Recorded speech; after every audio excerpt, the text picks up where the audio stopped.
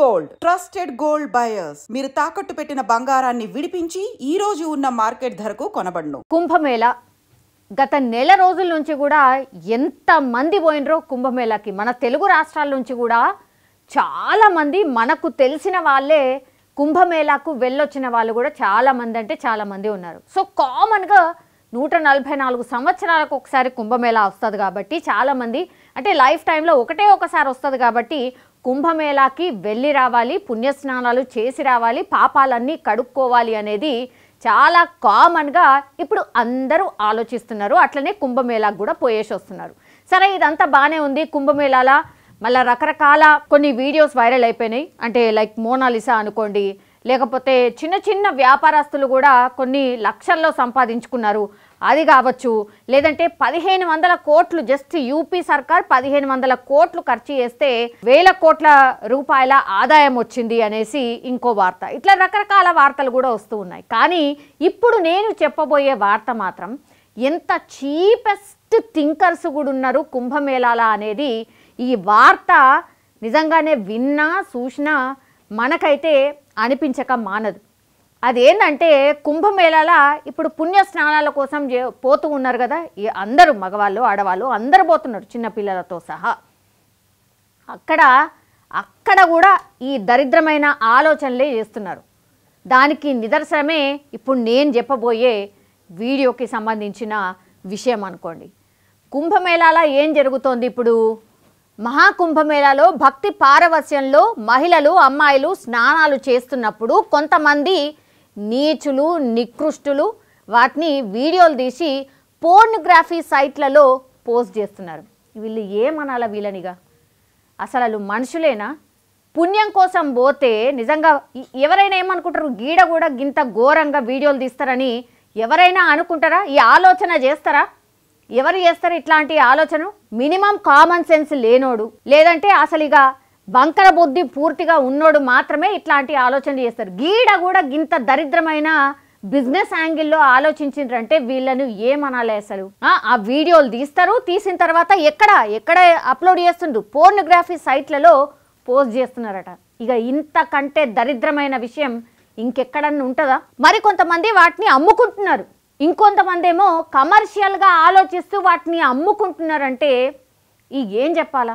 ఇంకా నీచానికి దిగజారి పోర్న్ సైట్లలో ఉన్న వీడియోలు టెలిగ్రామ్లో పోస్ట్ చేస్తూ ఇవి కుంభమేళాలో స్నానాలు చేస్తున్న అమ్మాయిల వీడియోలు అంటూ అమ్ముకుంటున్నారు. ఏం చెప్పాలి ఇక?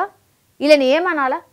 ఇట్లా అమ్ముకుంటున్న వాళ్ళ విషయము మొత్తం ఇక ఆల్మోస్ట్ కుంభమేళా అయిపోయింది. అయిపోయిన తర్వాత ఈ విషయం బయటకు వచ్చింది. పోర్న్ సైట్లలో పోస్ట్ చేస్తారు, వీడియోలను అమ్ముకుంటారు, ఆ తర్వాత వీటిని ఇంకెక్కడ ఈ టెలిగ్రామ్లో కూడా పోస్ట్ చేస్తున్నారు. అంటే సోషల్ మీడియాలో ఏడ పడితే ఆడ ఇలా వీడియోలని అమ్ముకొని క్యాష్ చేసుకుంటున్నారు. అంటే ఈ శవాల మీద పైసలు ఏరుకుంటారు, పేలాలు ఏరుకొని తినేటోళ్ళు అంటారు కదా, ఈ వీళ్ళు ఇట్లాంటి టైపే అన్నట్టు, అదే మైండ్ సెట్ ఉన్నోళ్ళు అన్నట్టు.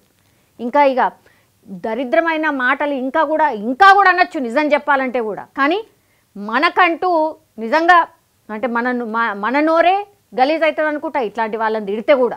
ఏం తెలుసు పాపం మహిళలకి ఏం తెలుసు? వాళ్ళేమో పుణ్యం వస్తుందని వాళ్ళు స్నానాలు చేస్తుడు అదంతా చేస్తుంటే వీళ్ళేమో చేస్తున్న పని గిది. ఇది ఎట్లా బయటకు వచ్చింది? చేసిన పాపాలు పోతాయని చాలామంది ఉత్తరప్రదేశ్లోని ప్రయాగ్రాజ్లో జరుగుతున్న మహాకుంభమేళాకు వెళ్ళి త్రివేణి సంగమంలో పుణ్యస్నానాలు చేస్తున్నారు. ఇప్పటి వరకు ఏకంగా 55 కోట్ల మంది కుంభమేళాలో స్నానాలు చేసిండ్రు అని అధికారిక లెక్కలు చెప్తున్నాయి. అయితే పాపాలు పోతాయని భక్తులు గంగా, యమున, సరస్వతి నదులు కలిసే త్రివేణి సంగమంలో స్నానం చేస్తుంటే కొంతమంది నీచులు అక్కడ కూడా తమ కామ బుద్ధిని చూపిస్తున్నారు. దాన్ని కూడా ఓ నీచ వ్యాపార మార్గంగా చూస్తున్నారు. కుంభమేళా సందర్భంగా త్రివేణి సంగమంలో మహిళలు స్నానాలు చేస్తున్న సమయంలో, వాళ్ళు బట్టలు మార్చుకుంటున్న సమయంలో దొంగచాటుగా వీడియోలు తీసి వాటిని అశ్లీల వీడియోల సైట్లలో, టెలిగ్రామ్ ఛానల్స్లో అమ్ముకుంటున్నారు. టెలిగ్రామ్లో ఇప్పటికే అనేక వీడియోలు వచ్చినట్టు సమాచారం అందుతోంది. అరే 55 కోట్ల మందిలా సగం మందిని తీసుకోండి, సగం మంది డెఫినెట్లీ మహిళలే ఉంటారు, అట్లనే అమ్మాయిలే ఉండుంటారు. అవన్నీ వీడియోలు ఇప్పుడు అమ్ముకున్నారు, పోర్న్ సైట్లలో పూర్తిగా ప్రత్యక్షమైనవి. దీనికి ఎట్లా మరి మార్గం ఎట్లా, వాటిని ఆపేది ఎట్లా? సరే పోయినా ఇప్పుడు అమ్ముకుంటున్నారు, నీచంగా వీళ్ళు చేసిండ్రు, వాళ్ళనైతే వదిలిపెట్టే ప్రసక్తే ఉండద్దు. కొంతమంది ఆల్రెడీ పట్టుకున్నారు, ఆ సైట్లను గుర్తించిండ్రు. 101 సైట్లను గుర్తించినట్టుగా ఇప్పుడు అధికారికంగానైతే ఒక సమాచారం అయితే ఉంది. లేట్గానైనా విషయం తెలిసింది కదా. ఇప్పుడు ఆ మహిళల వీడియో, పాపం వాళ్ళు స్నానం చేస్తున్నటువంటి, బట్టలు మార్చుకుంటున్నటువంటి వీడియోలు తిరిగి చక్కర్లు కొట్టి మళ్ళీ వాళ్ళ దగ్గరకే వచ్చి చేరితే ఆ వీడియోని చూస్తే వాళ్ళు ఏమైపోవాలో ఒక్కసారి ఆలోచించండి. ఎంత దరిద్రం, ఎంత ఘోరం ఇది. అసలు వాళ్ళు ఎక్స్పెక్ట్ కూడా చేయరు. లేకపోతే ఏ ఫ్రెండ్కో ఇంకా ఏ రిలేటివ్కో ఆ వీడియో అంతా షేర్ అయ్యి ఆ వీడియోని వీళ్ళ దగ్గరికి ఒకవేళ మళ్ళీ షేర్ చేసి ఇది నువ్వే కదా అని అడిగితే వాళ్ళ పరిస్థితి ఏంది ఒక్కసారి ఊహించుకోర్రి.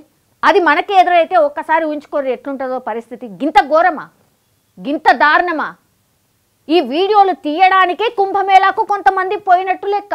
దీన్ని చూస్తే పాపాలు పోతాయని చెప్పి అక్కడికి పోతే ఇగో గిట్లాంటి బయటపడితే ఇంకేం చేయాలా, ఎవరిని నమ్మాలా? పుణ్య స్నానాలు చేయడానికో లేకపోతే పుణ్యక్షేత్రాలకు పోతే కూడా ఇగో ఇట్లాంటి వాళ్ళు ఉన్నారు అంటే ఇంకా ఏం చేయాలా? అసలు ఇక ఏం ఆలోచన చేయడానికి కూడా లేదు. అందమైన మహిళలు స్నానం చేస్తున్న సమయంలో తడి బట్టల్లో వారిని వీడియోలు తీయడం, అలాగే అక్కడే ఎక్కడో ఓ చోట అమ్మాయిలు బట్టలు మార్చుకుంటుంటే వీడియోలు తీస్తున్నారు మరికొంతమంది దరిద్రులు. వారి కామ వాంఛ తీర్చుకోవడంతో పాటుగా వాటిని ఆదాయ వనరుగా మార్చుకుంటున్నారు.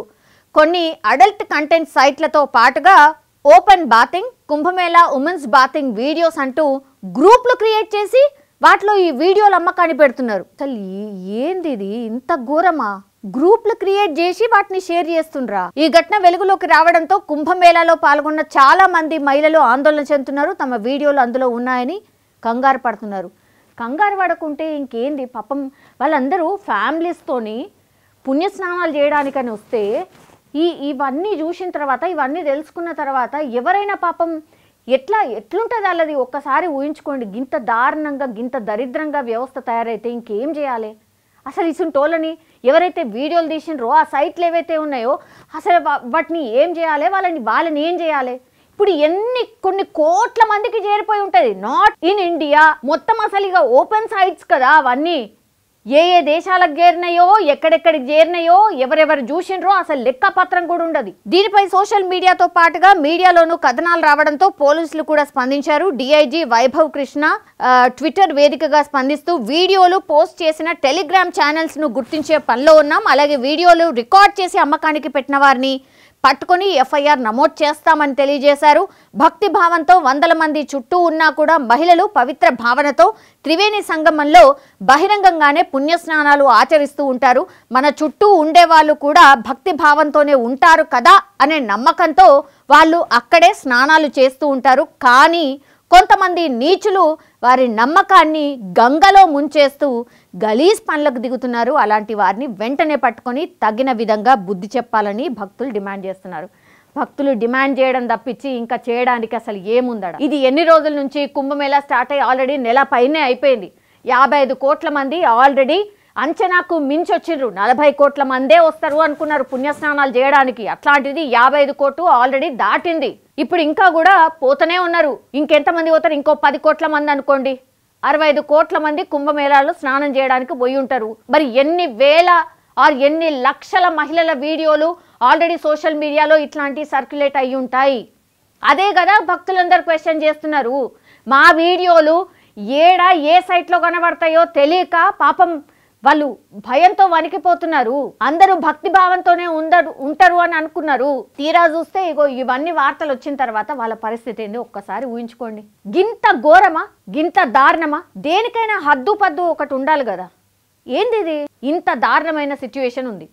కుంభమేళాలో ఇప్పుడు ఏ ఒక్క వీడియో కూడా ఒకవేళ ఎలాంటి సైట్లో ఉన్నా సరే ఆ సైట్లన్నింటినీ బ్లాక్ చేసి పడేయాలి. అందరి మీద కేసులు వేసి పడేయాలి. ఎవరినైతే గుర్తిస్తారో వాళ్ళని ఇంకోసారి వదలద్దు. తీహార్ జైళ్లను ఇంకేడ్నో వాడేయాలి. అత్యంత దారుణమైన శిక్షలు విధించాలి. ఇంకోసారి ఇంకొకళ్ళు తప్పు చేయాలంటే కూడా దడుచుకోవాలి. అట్లాంటి శిక్షలు ఉంటేనే ఇంకా నెక్స్ట్ ఇట్లాంటి వార్తలు బయటకు రాకుండా ఉంటాయి.